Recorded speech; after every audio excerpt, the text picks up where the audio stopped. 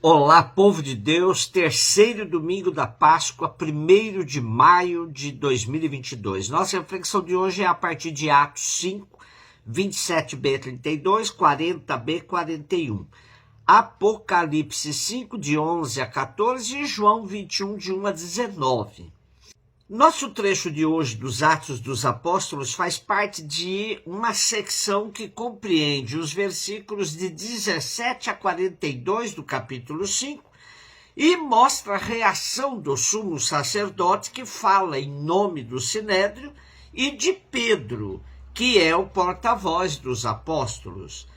As autoridades judaicas não se conformam com a desobediência dos apóstolos que, mesmo proibidos de falar do nome de Jesus, encheram a cidade de Jerusalém com o anúncio da Boa Nova. E o sumo sacerdote, fingindo não se lembrar do processo da morte de Jesus, reclama que os apóstolos querem torná-los responsáveis por ela. Ora, eles foram tremendamente responsáveis por tudo o que aconteceu com Jesus. Pedro, diante dessa hipocrisia, não tem dúvidas e afirma: é preciso obedecer a Deus antes que aos homens. O conflito está posto e os apóstolos serão açoitados e proibidos de continuarem a pregar em nome de Jesus. Isso foi motivo de grande alegria para eles, terem sido considerados dignos de injúrias por causa do nome de Jesus.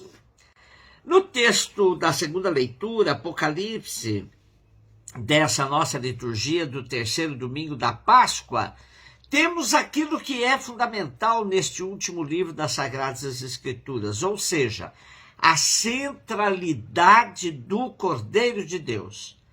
O cordeiro imolado é digno de receber o poder, a riqueza, a sabedoria e a força, a honra, a glória e o louvor. E a multidão de anjos proclamava ao que está sentado no trono e ao cordeiro o louvor e a honra, a glória e o poder para sempre. Essa mensagem do Apocalipse chama a atenção para a manutenção do foco naquilo que é essencial para a fé, que ajuda a resistir em tempos de perseguição. O Cordeiro de Deus é o centro de nossa vida, agora e para sempre. João 21, de 1 a 19. Jesus apareceu de novo aos discípulos à beira do mar de Tiberíades.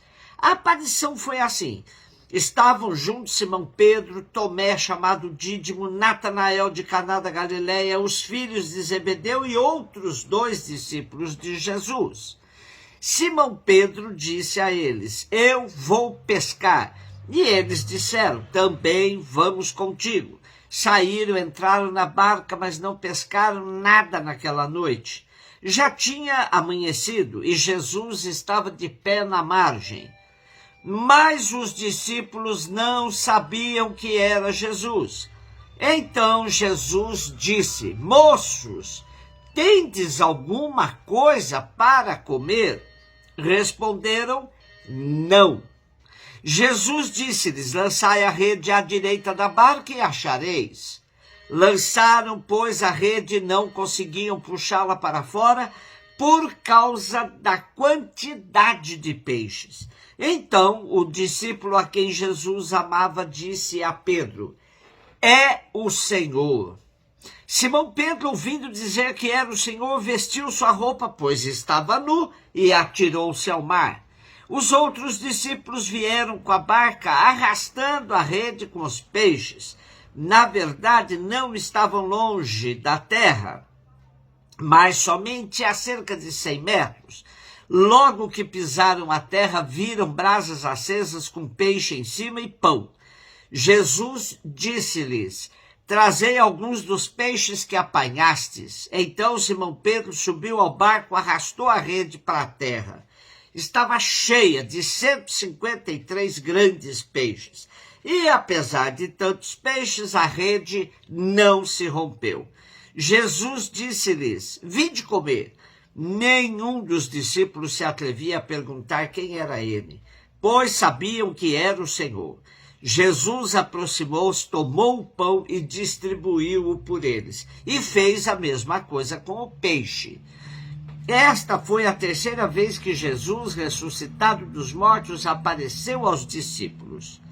Depois de comerem, Jesus perguntou a Simão Pedro: Simão, filho de João, tu me amas mais do que estes? Pedro respondeu: sim, Senhor, tu sabes que eu te amo. Jesus disse: apacenta os meus cordeiros. E disse de novo a Pedro: Simão, filho de João, tu me amas? Pedro disse: sim, Senhor, tu sabes que eu te amo. Jesus lhe disse: apacenta-me as ovelhas. Pela terceira vez perguntou a Pedro: Simão, filho de João, tu me amas? Pedro ficou triste porque Jesus perguntou 3 vezes se ele o amava. E respondeu: Senhor, tu sabes tudo, tu sabes que eu te amo. Jesus disse-lhe: apacenta as minhas ovelhas. Em verdade te digo, quando eras jovem, tu te cingias e ias para onde querias. Quando fores velho, estenderás as mãos e outro te cingirá e te levará para onde não queres ir. Jesus disse isso, significando com que morte Pedro iria glorificar a Deus. E acrescentou: segue-me. Esse capítulo é acréscimo evidente, provavelmente acrescentado por um membro da escola de João, e muito cedo, pois consta em todos os manuscritos, afirma o exegeta Luiz Alonso Scheckel. É possível que tenha retomado um relato precedente da vocação de apóstolos e o tenha transformado à luz da Páscoa, como se a ressurreição selasse definitivamente a vocação e a missão. Junto com a aparição, vemos uma sequência de temas eclesiais: apostolado como pesca, ação pastoral de Pedro, fecundidade do trabalho apostólico, é o Senhor como título, Eucaristia. Trata-se de um texto com profundas relações com o capítulo 6 de João. Pelos nomes dos apóstolos mencionados, vemos a relação com o início do Evangelho. Também pela localização na Galileia, há coincidências com outros relatos, outras tradições. E pelo pão e peixes, podemos relacionar, sim, com João 6, de 1 a 14, o capítulo do pão da vida, que começa com o sinal dos pães. A aparição acontece ao ar livre, no contexto das tarefas cotidianas. A relação entre Pedro e o discípulo amado é a mesma que temos nos capítulos precedentes, onde o discípulo amado sempre leva vantagem. Além das imagens já usadas de pesca e de pastoreio, o relato é repleto de detalhes simbólicos. A noite e a manhã, a rede que não se rompe, nudez e veste de Pedro, navegação e margem. Isso nos indica que não podemos ler esta perícope como se fosse uma crônica, mas sim como uma página teológica. O texto mostra a cena da pesca e da refeição e depois do diálogo de Jesus com Pedro. Na primeira parte temos a referência a 7 discípulos, não se sabe ao certo se isso é proposital. A pescaria se dá à noite, que era um momento bom para a pesca, mas não pescaram nada. É a noite das trevas, na qual sentirão a ausência de Jesus, apesar de estar perto. Eles têm de experimentar o fracasso. Sem Jesus, nada podem. Amanhã é tempo de graça, como diz o Salmo 90, sacia-nos pela manhã com tua misericórdia. Porém, mesmo com o tempo favorável, eles não reconheceram que era Jesus, que se mantém livre em suas representações pós-ressurreição, a ponto de que o olhar empírico sem a penetração da fé não o pode reconhecer. Mas, outra vez, o ressuscitado se manifesta na fertilidade da pesca e na concretude, pedindo algo para comer, um complemento para o pão, que aqui são os peixes. Pedro põe o manto e depois se joga na água. Pode significar a impaciência do apóstolo ou a necessidade de purificação antes de se aproximar do mestre. E o arrastar a rede sem colocar os peixes na barca sinaliza a força de Jesus de atrair todos a si. E a rede não se rompeu, símbolo da unidade da igreja. É inegável a dimensão eucarística do relato, quando Jesus toma o pão e o reparte e faz o mesmo com o peixe.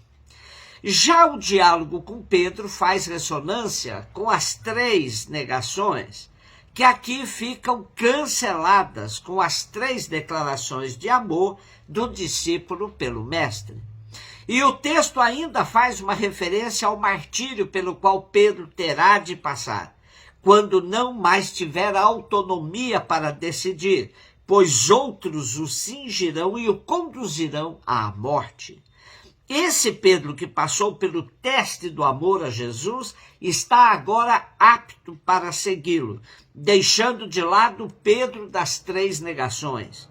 Quando Pedro diz a Jesus, tu sabes tudo, indica que ele sabe ler seu pensamento, mas não só, lê também seus sentimentos. Daqui para frente, portanto, não será mais preciso que o próprio Jesus venha confirmar seus discípulos, venha ratificar a obra que está sendo realizada pela comunidade. A comunidade, sob a liderança de Pedro, deverá testemunhar a presença do ressuscitado no meio de todos os que se dispuserem, junto de outros, a seguir Jesus. Um beijo no seu coração.